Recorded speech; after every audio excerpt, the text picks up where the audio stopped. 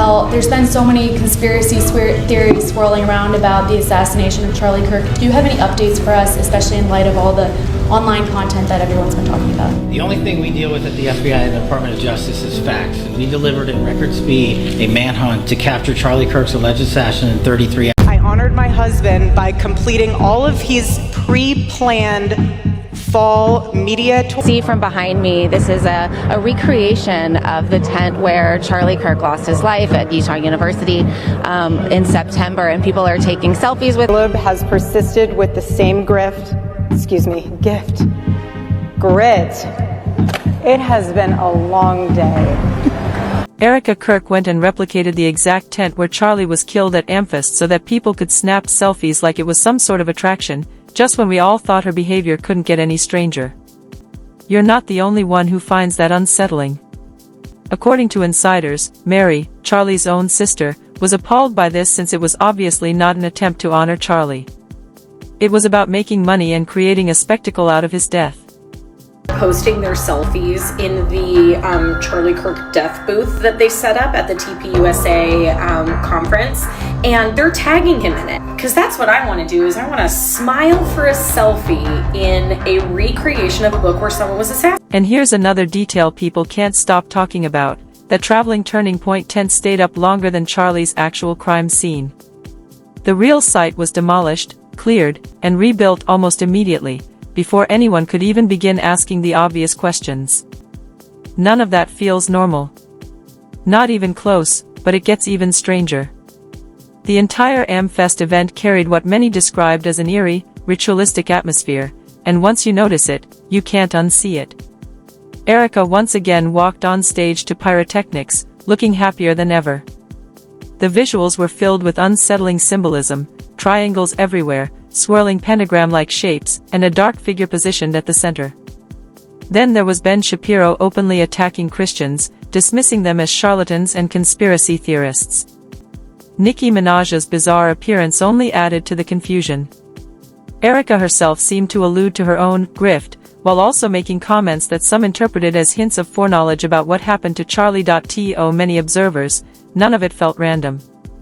In fact, a growing number of people are saying the entire Amfest gathering resembled a Freemasonic-style ritual rather than a political conference. So let's break down exactly what happened at Amfest 2025, and why Charlie's sister finally felt compelled to speak out against Erika. Because when you zoom out and start connecting the dots, the picture looks a lot darker. Mattered on a multitude of levels. So much so that it proved even more once he was assassinated.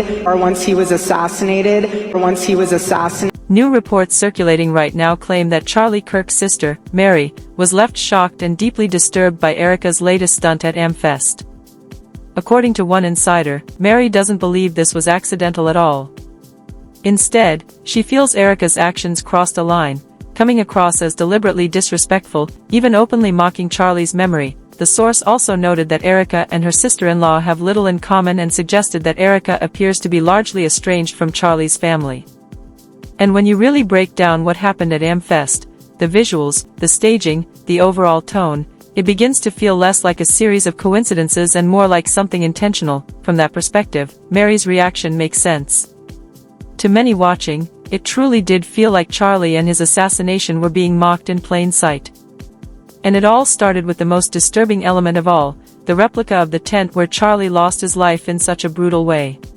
The thing that's happening is grief, and you can see from behind me, this is a recreation of the tent where Charlie Kirk lost his life at Utah University in September, and people are taking selfies with it. You can see all around people are saying, like, for Charlie. They're wearing replicas of the shirt that Charlie Kirk was wearing when he was killed. And what makes this even more disturbing is that this was something Erika herself reportedly approved. They didn't just vaguely reference the scene, they recreated the exact tent. On top of that, they set up a ring light and actively encouraged people to take selfies beside photos of Charlie. And right next to the tent? A merch booth. Because apparently nothing says, "I love Charlie," quite like monetizing his death. Nothing screams values like a murder-themed selfie station that a lot of people were outraged. Social media quickly filled with criticism accusing Erika of openly mocking Charlie's death while shamelessly profiting from it. One user on X wrote, "How was Erika Kirk even able to be anywhere near this? How could she be okay with this existing if she's Cardi B. Okay, Nicki Minaj is causing dads to leave the home. Hold on a second. I don't think that's a good role model for 18-year-old black girls. I I don't. love this woman. She's an amazing woman. She has a soul and a heart. It's not even the worst part, though. Watch what Erika said about Charlie during her speech at Amfest after he was killed. Once he was assassinated, once he was assassinated, once he was assassinated. She didn't just say it once, and at no point did she frame it in a way that suggested anticipation, like something you're waiting on or expecting to happen. It was simply a strange choice of words. Now, to be clear, that alone doesn't prove Erika had any foreknowledge of the assassination. It could just be the way she speaks. And let's be honest, we've already seen she isn't exactly the most polished or eloquent speaker. That said, it still felt off to a lot of people, especially when you realize this wasn't the only Freudian slip Erika made at Amfest.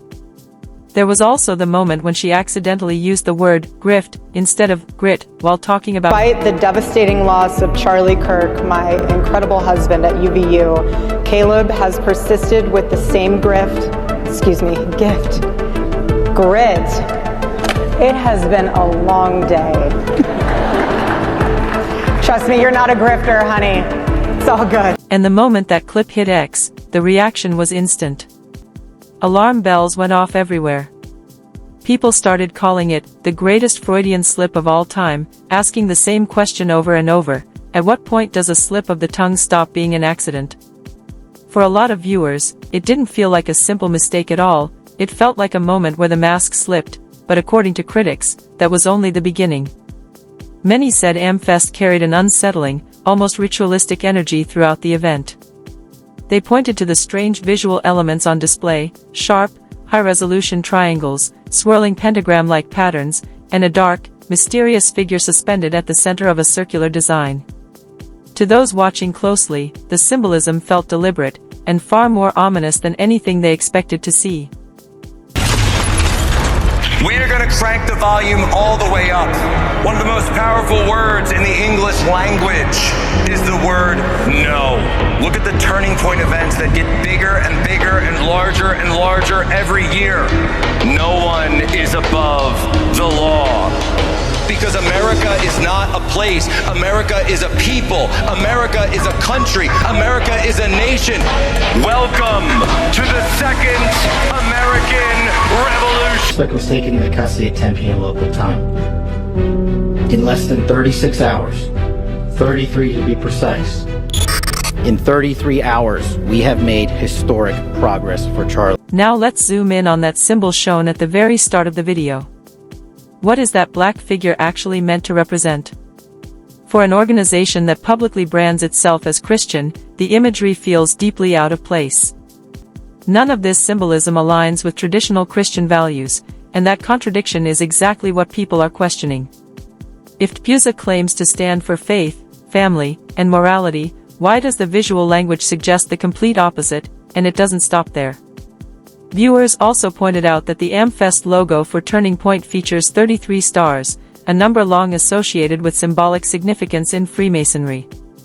That detail immediately raised eyebrows, especially when paired with another strange coincidence: Kash Patel repeatedly emphasizing that Charlie's alleged shooter was caught in exactly 33 hours. When you start stacking these details together, the imagery, the numbers, the repeated emphasis, it's easy to see why critics believe this wasn't accidental, and why so many are questioning what's really being communicated beneath the surface.